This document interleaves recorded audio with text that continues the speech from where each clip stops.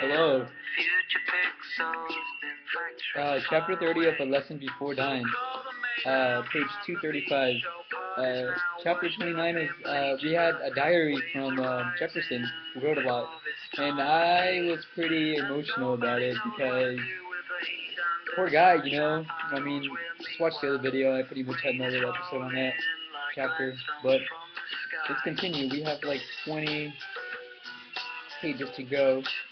256. I have to finish this by tomorrow, so I'm gonna knock it out today. I think we only have 3 more chapters. I'm not sure. 31. We just have 2 more chapters. Alright. Okay. Chapter 30.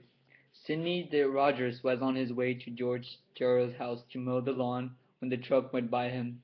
He didn't pay any close attention to the black truck with the gray tarpaulin cover, but he would tell the people later at the Rainbow Club that he did feel a cold chill when this truck went by. The truck turned left on the main street 2 blocks up ahead of Sidney, but they thought it was just another truck delivering something at one of the department stores. Around 11 o'clock, George Gerald's wife, Lucy, came out into the yard, where Sidney was raking up the grass and leaves, and told him that she wanted him to go uptown to Edwin's department store and get her a large spool of white thread. Sidney drove the 6 blocks in Lucy's car, and as he was approaching the store, he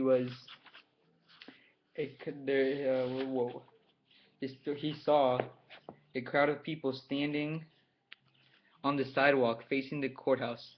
Parked outside the courthouse was the same truck that Sidney had seen at 8 o'clock that morning. The tarpaulin had been rolled back, and 2 men sat at the tail end of the truck, talking and smoking cigarettes.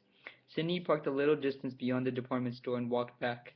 He saw many people he knew, both white and colored, but no one paid him any attention. They were too concerned with the truck parked beside the courthouse. When Sidney came into the store, he found all the clerks up at the front, trying to see what was going on in the truck. He stood back waiting, but no one paid him any attention. Finally, he told one of the women that Miss Lucy had sent him up there for a spool of coarse white thread. Without looking around, the woman told him to go find it himself. When he came back to pay her, she told him to have Lucy send the money some other time. My aunt did not sleep at the house that night before. Like many of the other older people in the quarter, she spent that night with Miss Emma. Some of the others took shifts, but my aunt stayed there the whole night. Reverend Ambrose was there until midnight. My aunt did not sleep at the house that night before.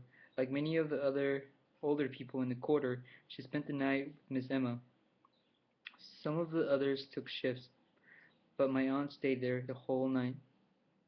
Reverend Ambrose was there until midnight. Then he went home to get some sleep because the sheriff had told him he wanted all witnesses at the courthouse absolutely no later than 11:30 the next morning. Vivian and I sat at the corner of the Rainbow Club that night. There were more than a dozen people in the place, but it was quieter than I have ever seen it. Vivian held on to her one drink all the time she was there, and when she left, she still had not finished it. She had gone to church after her class that afternoon, and she told me she would go again the next morning. She told me that from noon until she would have her students on their knees beside her desk. She left the Rainbow Club at 9. After walking her to the car and kissing her good night, I went back inside and stood at the bar. Claiborne wiped glasses and did not talk to anybody. He served you when you raised your glass for another drink or your bottle for another beer. Then he went back to wiping glasses. Thelma had closed up the cafe just after 9 and gone home. Claiborne had said he was going to close up at 11 tonight. I told him I wanted a half pin to take with me. Claiborne wrapped it in a brown paper bag, and I paid him, but we didn't look directly at each other. At 10:30, I left, but I still didn't want to go home, and I drove to a bar in Port Allen. I ran into a guy there who knew me and wanted to talk about it, but I didn't want to talk about it, and after I had a drink, I started back for the quarter. I got back there about midnight. The place was pitch black, except for the light on Miss Emma's porch. A couple of cars I did not recognize were parked in front of the house. I suppose they were family or friends who had come to be with her tonight. I didn't stop. There was nothing more to say. I went on home. I took the bottle out of the paper bag and drank about half of it. I had bought the liquor to make me sleep, but God knows now I didn't want to sleep. I didn't want to dream. Not tonight.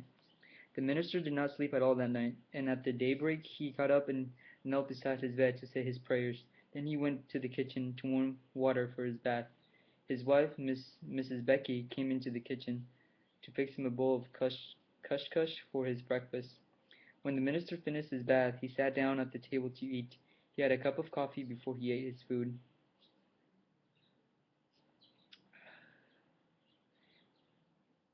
He ate very slowly and he sat at the table thinking about what he had to do today. After he finished his breakfast, he went into the bedroom to get his Bible. Then he came back into the kitchen and sat down at the table again. He had chosen the 23rd Psalm to read at the jail. He made that choice soon after the sheriff had given him permission to be one of the witnesses. Now he was reading his Bible and praying that God would give him the strength that he knew he needed. He had never witnessed anything like this before, and he knew he needed God every moment that he would be there. He knew that Harry Williams was going to be there too, and he told himself he would stand or sit or sit as close to Harry as he could. He also reminded himself that he would meet Cox soon after it was over. Cox was their colored mortician at Bayonne, and he would have the coffin ready. At 6:30, the sheriff sat down at the table in the dining room to eat his breakfast. His breakfast was two homemade biscuit sandwiches. The biscuits had been split open and contained a pork sausage patty, and the other contained figs. Lillian, their colored maid, had preserved figs the past summer. The sheriff also drank a glass of milk and a cup of strong coffee. Usually the sheriff ate his breakfast at 8 o'clock and arrived at the jail at 9, but he wanted to get there no later than 7:30 today, because that chair was supposed to arrive by 8. The sheriff's wife sat across the table from him, drinking coffee. It was too early in the morning for her to eat anything. As the sheriff ate, he talked to his wife, but he avoided looking her directly in the face most of the time. He told her that he wished this day had never gone here, but now that it had, he had to do what he had to do. This was the first time he was in charge of an execution, and he was praying that everything would go well. He told his wife that he had asked the teacher if he wanted to be there. He told his wife that he had asked the teacher if he wanted to be there, but the teacher had shaken his head. He understood. He had said no to the teacher. The Reverend had asked to be there, and he had asked the Reverend if one other person from the corps would like to be there too. The Reverend said he would ask, and the next day the Reverend came and told him that Harry Williams had said yes. The sheriff knew Harry Williams and knew he was no troublemaker. The sheriff ate his food and looked beyond his wife as he mentioned the names of the other witnesses. He had also hired two more deputies to be there today, just in case he needed them. Two people from Mr. Grove's family were going to be there, and he thanked God that the family had let him handle this in a civilized way. He told his wife without looking directly at her that it would take place in the storeroom on the bottom floor in the back of the courthouse. He said everything had been cleared out of the room so there would be space for the chair and the witness. Melvina Jack was sweeping off the sidewalk at Edwin's department store when the truck went by her. She had finished and was knocking the dust out of the room when she saw the truck turn down the alley beside the courthouse. Juanita de Han, one of the white clerks in the store, came outside and asked Melvina if she had any idea what was inside that truck. Melvina did not, and Juanita told her that she would know before this day was over. An automobile drove up and parked in front of the courthouse in the space marked official. The sheriff's car was already parked in personal parking space. Two men got out of the official car and went inside the courthouse. Two older, heavier men wore a cowboy hat, and both men wore suits. Melvina and Juanita continued to watch the truck parked beside the courthouse. Then suddenly Melvina's heart started pumping extra fast, and Juanita heard her say, "No, no, yes, yes," she heard Juanita say. While they stood there watching the truck, Sheriff Guidry came out of the courthouse with the two men, and the three of them went around the side of the truck. Sheriff Gregory said something to the driver, and the truck moved towards the rear of the courthouse up against a window. Two men got out of the cab of the truck and climbed up onto the bed and began rolling back the tarpaulin cover. Then Malvina saw it, a high-backed wooden chair with leather straps, and it took all her strength, she said later, to remain on her feet. The two men, one on either side, moved the chair to the tailgate of the truck, and two other men, who had come out the back door of the courthouse, stood on the ground with their arms extended as the chair was eased down to them. When the men on the ground had their chair secured in their hands, the two men in the truck jumped down the ground, and the four of them took the chair through the door into the courthouse. There was something else in the truck, a machine-looking thing, Malvina said. Juanita told her that nothing would happen until 12 o'clock, and that she could go home at 11:30 if she wanted to. Malvina thanked her, but she still could not take her eyes off the truck. She heard Juanita saying that she wished something like this could be done somewhere else. What about those poor children up at school? She just hoped that they wouldn't not hear that thing. Lavinia knew that she was speaking of the white children at the white school, but she had no idea what it was that could be heard as far as the school from the courthouse. During the month that he was in jail, Fee Jenkins' duty was to clean the sheriff's office and the white men's and white ladies' restrooms. He started every morning between 6 and 6:30 and finished around 8 or a little after. He was just getting ready to put away the mop and bucket when he saw them bringing the chair in through the back door. Four people were carrying it, two strangers and two special deputies, Oscar and Claude Guerin. The sheriff walked in front, and a man wearing a cowboy hat followed the chair. The sheriff walked in front, and a man wearing a cowboy hat followed the chair. The man with the cowboy hat kept saying, "Be careful, be careful." He didn't want that chair bumping into anything. The sheriff opened the door to the old storeroom, and the two strangers took it inside. Then everyone followed. They did not shut the door, and Fee could hear them talking in there, though from where he was in the hall he could not see them. He could hear the sheriff asking where the chair should be set, and the man in the cowboy hat was saying he wanted it against the wall not far from the window, because those wires from the generator on the truck had to come through the window. Other people who had come to work were also in the corridor. A woman was saying that she had seen it, and it just looked gruesome. A man said it did look gruesome, and that's why they called it gruesome Gertie. The man told the woman that whoever sat in gruesome Gertie's lap when she was hot never sat down again. The woman replied, "That is gruesome." Fee heard the man with the cowboy hat tell someone to go out the truck and bring in the instruments. A white man standing behind Fee asked him if he had seen it.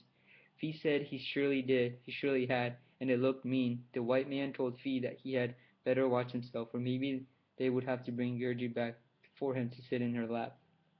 Another man laughed nervously. A woman in the hall told the man, "Shame on him. He ought to stop that. Just shame on him." Fee could hear the man with the cowboy hat talking to another man through the window. He was asking the man, did everyone reach okay? And the man out on the truck said yes, everything did. Out in the corridor, more people were coming in for work. They all wanted to know if the first ones there had seen it. Some of them who had not seen it said they had. Someone said if you had not seen it, you would most definitely hear it. And a woman said she wished she had played sick and stayed home today. A man told her that anyone who wanted to leave was free to stay away between 12 and 3. Well, a man told her that anyone who wanted to leave was free to stay away between 12 and 3. The woman said she was not going to be anywhere around here.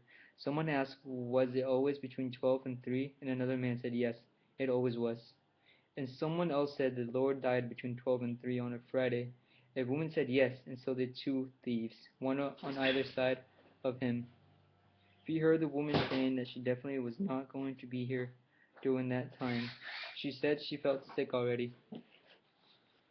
Clay Lemon, who worked at Weber's Cafe and bar at Bait Shop, and who ran errands for Felix Weber, had just gone out the car to go into the bank when he first heard the noise. The sound was coming from the direction of the courthouse, a block and a half away. Clay said that later that he did not know what it was, nor did he know exactly where it was coming from. A white man and a white woman walking ahead of him were just about to go into the bank when the woman stopped suddenly and looked back. She said, "Oh God, don't tell me that they have started." And the man said, "Come on, dear, come on. Don't listen to that." The man held the door open for the woman, but she would not go. She would not go inside, and Clay would not dare go through the door until the white people did. The man told the woman that nothing was going to happen until after 12 o'clock, and they would be long gone by then. He said that they were just warming up the thing, testing those instruments to make sure everything was in working order. The woman said, "But my God, the whole town can hear that thing." The man said, come on, dear," and put his arm around her. They went inside and Clay followed. The woman asked the clerk behind the counter if she had heard it. The clerk asked, "Heard what?" The woman told about the noise that was coming from the courthouse. The clerk said that being inside, they heard very little from that far away. The woman shook her head and said, "It was just horrible, just horrible." The clerk told the woman that her little boy had asked her last night what was going to happen at the jail today, and she said that the sheriff just had to put on a old bad nigger away, and she didn't want him to worry about anything. The clerk said that she checked on her little boy just before she went to bed last night, and he was sound asleep. And today, when he left for school with his little book sack, there was not a solitary word. He had forgotten all about it. The clerk said all this while serving the white man and white woman. Then Clay stepped up the counter, but he had forgotten why he was there. The clerk, who was very thin, with blond hair and gray blue eyes, looked at him and said, "Well, well, I don't have all day. Can't you bring it?" But didn't you know what he was talking about? "Didn't feel like sending you here to get the money, you dumbbell?" she asked him. He must have given her the sack with the note and the check, because the next thing he knew he had the weight of quarters, nickels, dimes, and pennies in the sack, and he was outside again in the bright sunlight, and he could still hear the noise from the generator a block and a half away.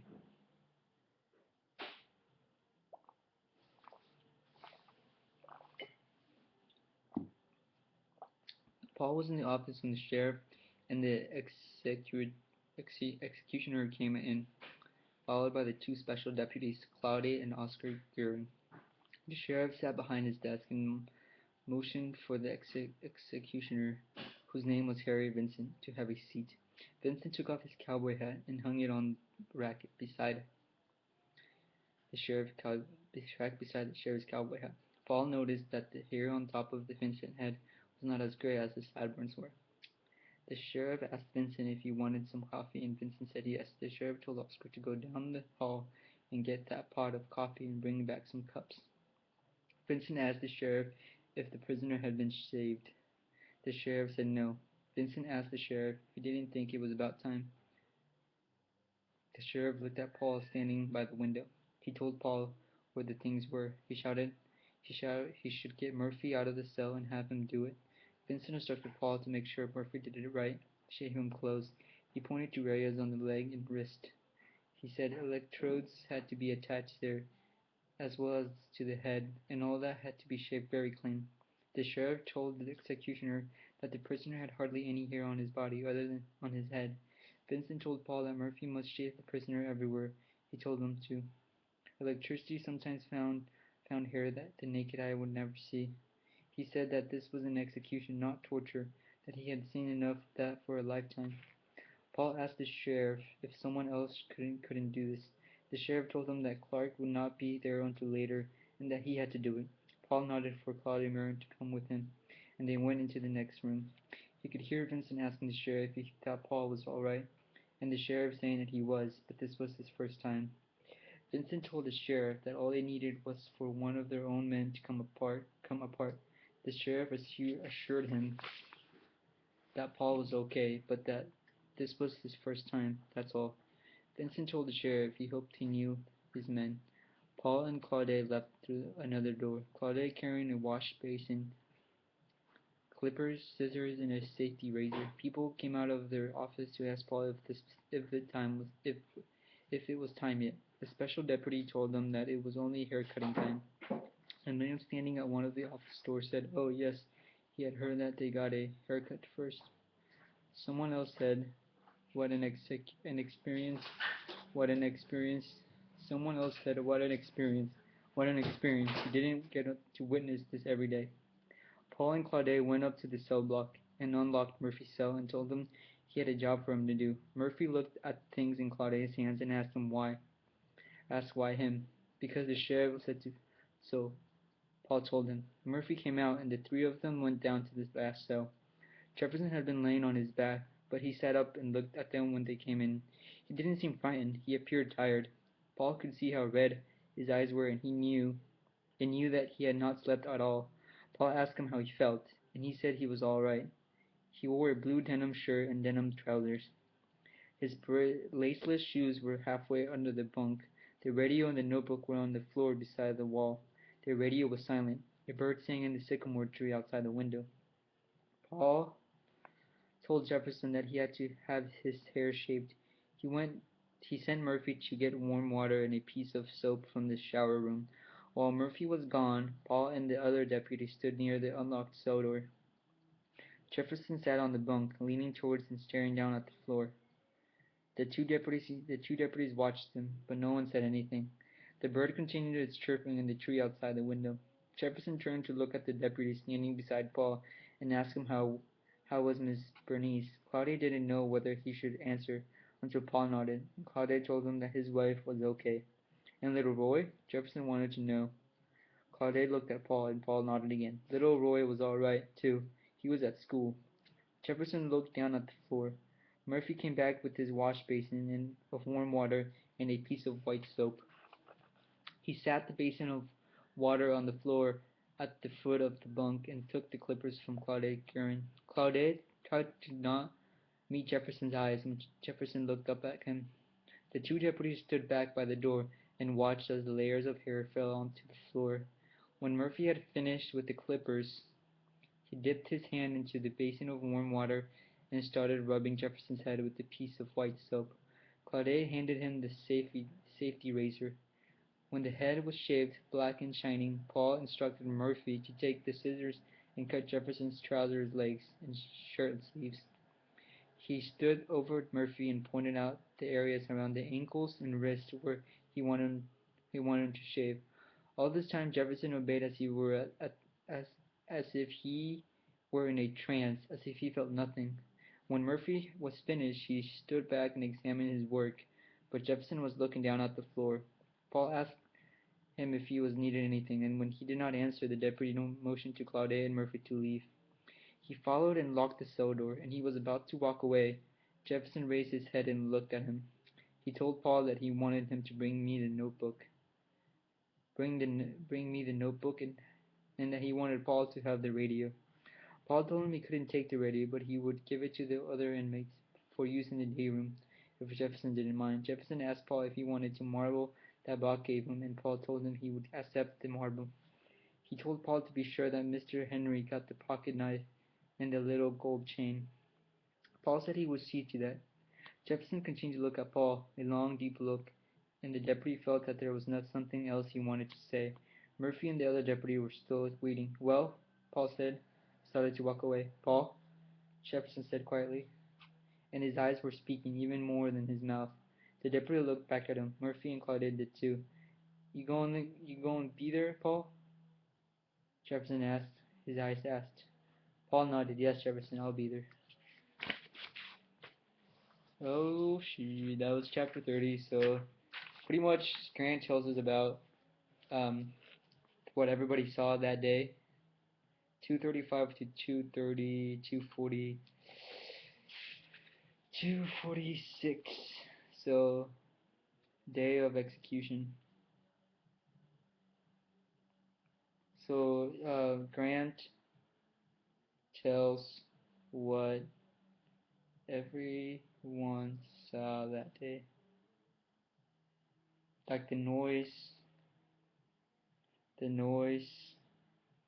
the truck, the chair,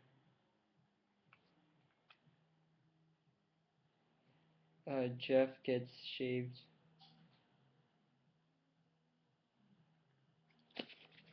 Alright, that's it for chapter 30. Goodbye.